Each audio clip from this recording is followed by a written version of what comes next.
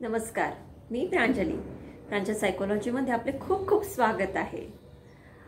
जे म्हणतात ना की जे काही होतं ते सगळं चांगल्यासाठी होतं, हो, आणि हे मी तुम्हाला एका उदाहरणाने सांगते। तत्पूर्वी मी प्रांजली तुम्हा सर्वांची ओळखायची, एक प्रोफेशनल सायकोलॉजिकल काउन्सिलर, त्याचप्रमाणे लाईफ कोच। आणि मला व्हिडिओला सुरुवात करायच्या आधी सांगायचं आहे की जर तुम्ही माझ्या व्हिडिओ पहिल्यांदा बघत असाल किंवा माझ्या चॅनलवर नवीन असाल तर चॅनलला सबस्क्राइब नक्की करा। चला तर जाऊया आपल्या मूळ विषयाकडे। कसं आहे ना, आपल्याला प्रत्येकाला असं वाटतं की अरे माझ्या लाईफमध्ये ना काहीच नाही आहे, अरे किती सुंदर राहते, त्याचं किती छान सुरू आहे, त्याचा किती छान जॉब सुरू आहे, माझंच का नाही आहे। किंवा एखादी गोष्ट ज्यावेळेस होते त्यावेळेस अरे मला ना वेळेवर पोहोचायचं होतं, माझा इतका महत्त्वाचा इंटरव्ह्यू होता आणि उगाच ट्रॅफिक जाम झालं। किंवा बरेचदा असं होतं की आपण घरून उशीर होतो, काही कारणाने उशीर होतो आणि आपली ट्रेन सुटते, आपली बस सुटते आणि आपलं काहीतरी मिस होतं आणि ते मिस झाल्यावर आपल्याला खूप खूप दुःख होतं। तुम्हाला पण होतं ना, सगळ्यांना होतं। पण एक नेहमी मनात विश्वास ठेवायला हवा। हे मी वरवर तुम्हाला सांगत नाही, तर हे मी माझ्या अनुभवाने सुद्धा सांगतेय की कसं आहे ना की आपण विश्वास ठेवायला हवा की जे होतं ते चांगल्यासाठीच होतं। कारण आपले जे प्लॅन्स असतात ना, आपण केलेले प्लॅन्स असतात की आपण खूप सारे प्लॅन करतो, उद्यापासून मी असं करणार, उद्यापासून तसं करणार, मला इथं गेल्यावर मग मला हा जॉब मिळेल, मग मी तो जॉब मिळाल असं करेल वगैरे वगैरे। आणि ही स्वप्न बघावी, स्वप्न बघणं मुळीच चुकीचं नाही आहे। अशी स्वप्न बघत असतो आणि ते स्वप्न पूर्ण होण्यामध्ये एखाद्या वेळेस आपल्याला अपयश येतं किंवा काहीतरी अडचण येते। फॉर एक्झाम्पल की आपला ऑफिसचा पहिला दिवस आहे आणि आपण निघालोय आणि काही कारणांनी नाही पोहोचू शकलो, पण त्यामागेही आपण हा विचार करायला हवा। मी असं म्हणत नाही की तुम्ही वेळेवर पोहोचू नका, पण काहीतरी ऑब्स्टॅकल मध्ये आलं आणि आपण नाही पोहोचू शकलं तर त्यामागे सुद्धा काहीतरी चांगलं कारण आहे, असा पॉझिटिव्ह विचार तुम्ही करायला हवा, म्हणजे आपण सर्वांनी करायला हवा। त्यासाठी मी एक उदाहरणाने तुम्हाला हे पटवून देण्याचा प्रयत्न करते। तुम्हाला सगळ्यांना टायटॅनिक माहिती आहे, सगळ्यांनी टायटॅनिक मूवी बघितला असेल कारण खूप फेमस होता, सगळ्यांना टायटॅनिक बघायचा होता। सो द टायटॅनिक, तर ह्या टायटॅनिकची पहिली राईड करायची एक अमेरिकन गरीब म्हणजे खूप फार्मर होता आणि आपण फार्मरची इच्छा होती। तो असा खूप म्हणजे गडगंज श्रीमंत नव्हता आणि टायटॅनिकची तिकीट बुकिंग सुरू झालं आणि जे खूप पैसेवाले लोक होते, गडगंज श्रीमंत लोक होते, त्यांनी सगळ्यांनी बुकिंग सुरू केलं।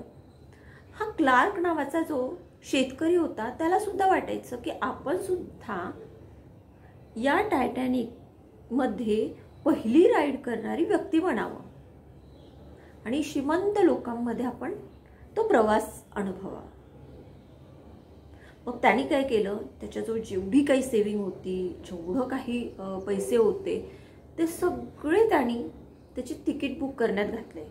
त्यात त्याची फॅमिली सुद्धा मोठी, तो, त्याची वाईफ आणि त्याची 5 मुलं, अशी 7 मेंबर्स त्याच्या घरात होती आणि त्यांनी तिकीट बुक केली आणि तो सगळी फॅमिली खूप खुश होती आणि ते वाट बघत होती की कुठला दिवस येतो आणि टायटॅनिक मध्ये आपण राईड करायला सुरुवात करतो। परंतु झालं काय, राईड सुरू होण्याच्या, टायटॅनिकची राईड ही 10 एप्रिल 1912 रोजी सुरू झाली होती। तर 10 एप्रिल 1912च्या काही दिवस आधी त्याच्या एका मुलाला त्याच्याच घरच्या पाळीव कुत्र्यांनी चावलं आणि चावलंही खूप जास्त। तेव्हा आता कसं करायचं, काय करायचं, 10 एप्रिल जवळ यायला लागली होती। तेव्हा त्याची बायको त्याला म्हणाली की तुम्ही काय करा ना, मी याच्यासोबत थांबते घरी, तुम्ही तुमच्या आपल्या 4 मुलांना घेऊन प्रवासाला निघा, राईडला निघा। तो विचार करायला लागला, काय करू काय नाही, काय करू। खूप वाईटही वाटत होतं कारण एवढी सगळी त्याची जी काही जमा पुंजी होती ती त्याने तिकीटमध्ये घातलेली होती आणि त्याची मनापासून इच्छा होती की आपण विथ फॅमिली ही राईड करावी। तो विचार करत होता आपण जायचं 4 मुलांना घेऊन की नाही जायचं. असा विचार करता करता तो एका डिसिजनवर पोचला आणि त्याने डिसिजन घेतलं की नाही, माझी बायको आणि माझा एक मुलगा इथे आहे आणि त्यातही माझ्या मुलाला कुत्र्याने चावला आहे, तो बरं नाही आहे त्याला, तर मी नाही, नको जायला, जाऊ दे. हा डिसिजन घेताना सुद्धा त्याला खूप वाईट वाटलं. त्याच्या डोळ्यातून अश्रू येत होते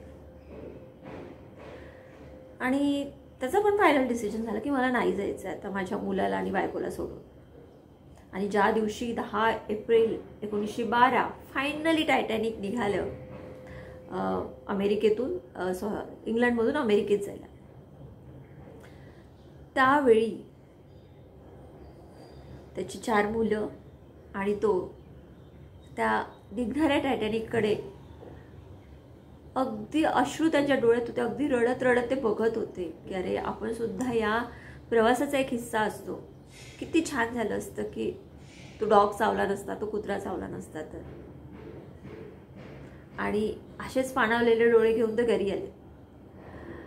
काही दिवसांनी, म्हणजे अगदी 5 दिवसांनी सगळीकडे न्यूज पसरली, टायटॅनिक बुडालं आणि कुणीही वाचलं नाही. बघा,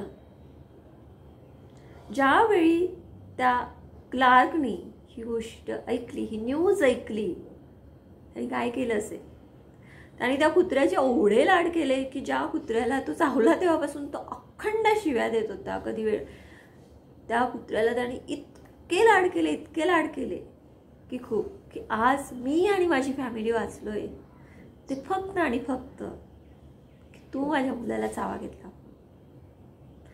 तेव्हा जर तुम्ही इनिशियली जर बघितलं, आपल्या बाबतीत असं झालं, आपल्यालाही त्या कुत्र्याचा राग आला असेल की काय आपली एवढी छान राईड गेली, सगळे पैसे आपण लावले होते, काही स्वप्न होतं आपल्या आयुष्याचं, ते सगळं धुळीस मिळालं या एका छोट्याशा कुत्र्यामुळे. वाटलं असतं ना. पण ते एक छोटंसं कारण कशासाठी घडलं होतं? तुमची लाईफ सेव्ह करण्यासाठी. या एका गोष्टीतून मला हे सांगायचं आहे की जेव्हा एखादी वाईट गोष्ट होते किंवा आपल्याला दुःख देणारी गोष्ट होते, फ्रस्ट्रेट होणारी गोष्ट होते, तर पॉझिटिव्हली विचार करा की यामागेही काहीतरी चांगलं असेल आणि ते नक्कीच होईल. देवावर विश्वास ठेवा, ब्रह्मांडात विश्वास ठेवा, एका अद्भुत शक्तीवर विश्वास ठेवा की जे होतं ते चांगल्यासाठीच होतं. बरेचदा आपण म्हणतो काय माझं असं झालं, काय चांगलं होतंय? काहीच चांगलं होत नाहीये. हे कधी कधी इन्स्टंट रिझल्ट मिळत नाही. आता याच्या बाबतीत आपल्याला जवळपास 10-15 दिवसांच्या काळाच्या बाबतीत रिझल्ट्स त्याला डिस्प्ले झाले. बऱ्याच जणांना ते 2 वर्षांनी होतात, 3 वर्षांनी होतात. साधारण एखादं छोटंसं उदाहरण घेतलं, एखाद्याचा जॉब गेला, खूप फ्रस्ट्रेट होतो, पण आपण सर्च करायला लागतो, आपण हातपाय हलवायला लागतो आणि आपल्याला कदाचित एखाद्या व्यक्तीला मग जॉबच मिळत नाही. तो म्हणतो अरे माझा तोही जॉब गेला आणि मला जॉब पण मिळत नाहीये. मग त्यावेळी तो एका व्यवसाय सुरू करायचा विचार करतो आणि तो व्यवसाय खूप मोठा होतो. म्हणजे त्याचा जॉब जाणं हे चांगलं की वाईट? म्हणून एखादी गोष्ट वाईट झाली तर त्याचं दुःख करत बसू नका, तर जोमाने दुसऱ्या कामाला लागा. कारण जो होता है वो अच्छे के लिए होता है. भगवान श्री कृष्ण सुद्धा त्यांच्या भगवद्गीतेत म्हणाले आहे की जो होता है अच्छा होता है, जो हो रहा है अच्छा हो रहा है, जो होगा वो भी अच्छा होगा. तर ह्या ज्या काही लाईन्स आहे भगवान श्रीकृष्णांच्या, त्या नेहमी लक्षात ठेवा आणि आपलं जे लाईफ आहे ते पॉझिटिव्ह जगा. यालाच म्हणतात पॉझिटिव्ह सायकोलॉजी. तुथास इथेच थांबते.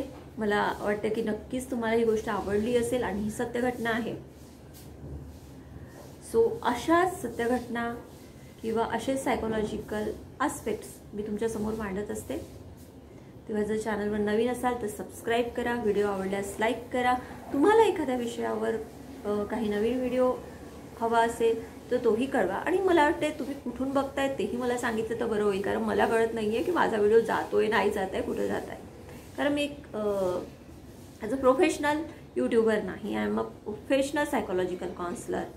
तर तुमचे काही सायकोलॉजिकल प्रॉब्लेम्स असतील तर मला 9270173481 या नंबरवर तुम्ही अपॉइंटमेंट बुक करून माझ्याशी तुमचा जो काही प्रॉब्लेम असेल, फ्रस्ट्रेशन असेल, डिप्रेशन असेल, मुलांचे काही प्रॉब्लेम्स असतील, स्टडीशी रिलेटेड काही प्रॉब्लेम असतील तर ते माझ्याशी डिस्कस करू शकता. तर त्याच इथेच थांबते. धन्यवाद.